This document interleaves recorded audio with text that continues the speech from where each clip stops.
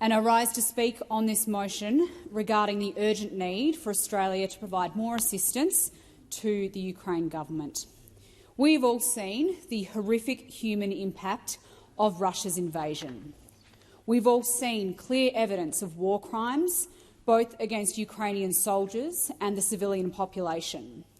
We've seen the deliberate bombing of civilian residences, hospitals, power infrastructure and other non-military targets in tactics designed to inflict suffering and death on the Ukrainian population. And it is plain that defeating Russia's invasion is critical not only for Ukraine, but also for the rest of the world.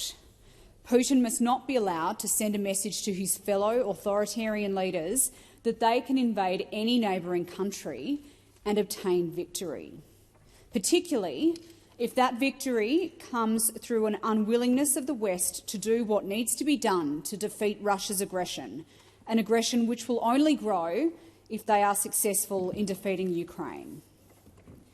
At the outset of Russia's invasion, Australia was at the forefront of providing assistance to the people of Ukraine.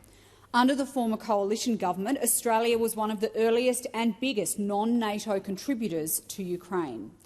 Our support covered assistance across humanitarian, military, energy and visas, and included $285 million in military assistance, $65 million in humanitarian assistance, funding to NATO's Trust Fund for Ukraine to support non-lethal military equipment and medical supplies, the delivery of 60 pallets of medical supplies donated by Australians to the Ukrainian government, along with 3 pallets of radiation monitoring equipment and personal protective equipment. We gave priority to family stream visa applications from Ukrainian nationals and established a new temporary humanitarian visa to Ukrainians arriving in Australia, which enabled them to study, work and access Medicare while here. Since February, more than 9,500 visas have been granted to Ukrainians to come to Australia. And we provided funding to a range of NGOs and community groups to support the provision of aid, donations and support to the refugees and citizens of Ukraine. But now, Madam Acting Deputy President, we have a situation where Australia has dramatically slipped down the list of nations providing assistance to Ukraine. This situation cannot be more urgent. For months, the Ukrainian government has been pleading for vital military equipment and resources to support its counter-offensive. They have made a series of specific requests of Australia for equipment which could help the Ukrainians to make decisive ground in their battle against Russia. And these requests are within our capacity to have met. Yet at the recent Senate estimates just a couple of weeks ago, key departments, including the Department of Defence and the Department of Foreign Affairs, have stated that there is no provision at all in their budgets for additional support to Ukraine.